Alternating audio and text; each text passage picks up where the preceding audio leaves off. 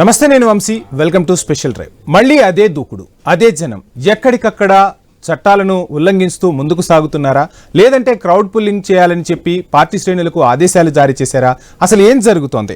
ఎన్ని విధాలా కట్టడి చేసే ప్రయత్నం చేసినా ఎలాంటి మార్పు లేదు. అది ఓవర్ యాక్షన్ అనాలో లేక జనం తాకిడి అనాలో తెలియని పరిస్థితి ఉందన్న విమర్శలు గుప్పుమంటున్నాయి.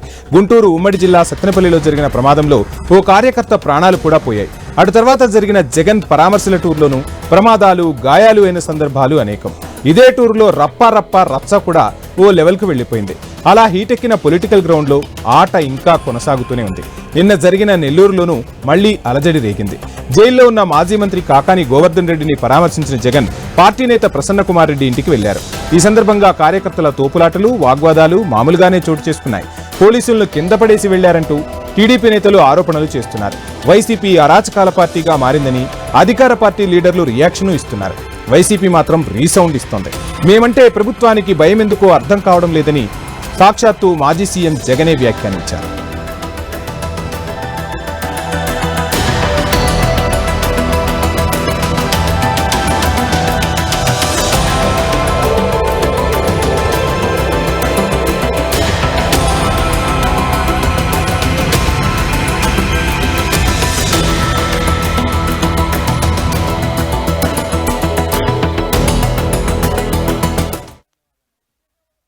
నాయకుడిని చూసి చంద్రబాబు నాయుడు ఇంతగా భయపడతా ఉన్నాడంటే నిజంగా చంద్రబాబు నాయుడు గారు ఎక్కడైనా బావి చూసుకొని దుంకాలి.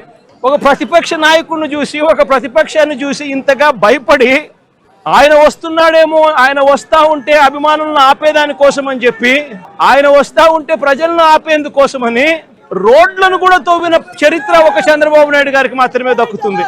ఈరోజు దాదాపుగా 2000 పైసలకు పోలీసులు, లెక్కలేనంత మంది డిఎస్పీలు, డిఐజీ ఇక్కడే తీసేసినాడట. నాకు ఆశ్చర్యం అనిపించింది. అసలు వీళ్ళంతా కూడా నా సెక్యూరిటీ కోసం కాదు, వీళ్ళంతా జగన్ వస్తా ఉన్నాడు అని అంటే జగన్ చూడడానికి అభిమానులు ఎవరైనా వస్తారేమో, ఆ అభిమానులను ఆపడం కోసం ఇంతమందిని ఉపయోగిస్తా ఉన్నారు. అంటే ఎంత వ్యతిరేకత చంద్రబాబు నాయుడు గారి ప్రభుత్వం మీద ఉంది అని చెప్పడానికి, ఎంతగా చంద్రబాబు నాయుడు గారు తన పాలనను చూసి తానే భయపడతా ఉన్నాడు అని చెప్పడానికి ఇంతకన్నా ఇంకా వేరే నిదర్శనాలు కూడా అవసరం లేదు. నిజంగా ఒక ప్రతిపక్ష నాయకుడిని చూసి చంద్రబాబు నాయుడు ఇంతగా భయపడతా ఉన్నాడంటే నిజంగా చంద్రబాబు నాయుడు గారు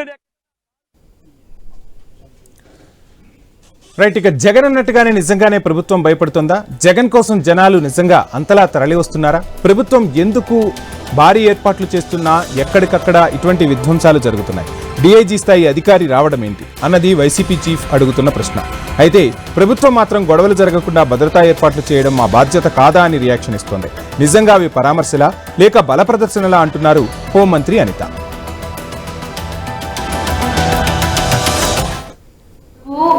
పోలీసులు రాలేదు అని కామెంట్ చేసింది నిన్న మాట్లాడిన అదే మాజీ ముఖ్యమంత్రి, అంతే కదా.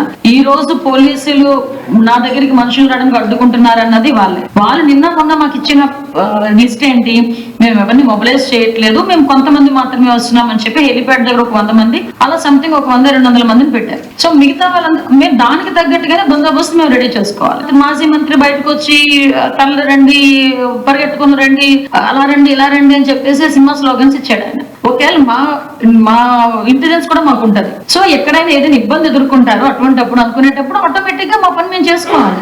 లాస్ట్ 5 సంవత్సరాలు ఎమర్జెన్సీ అంటే లాస్ట్ 5 సంవత్సరాలు కామన్ మ్యాన్ నుంచి పొలిటీషియన్ వరకు, కామన్ మ్యాన్ నుంచి బిజినెస్ పర్సన్ వరకు, ఒక కామన్ మ్యాన్ నుంచి ఏదైనా ఒక ఇంట్లో కూర్చున్న మహిళ కూడా ఇబ్బంది పడే పరిస్థితి లాస్ట్ 5 years.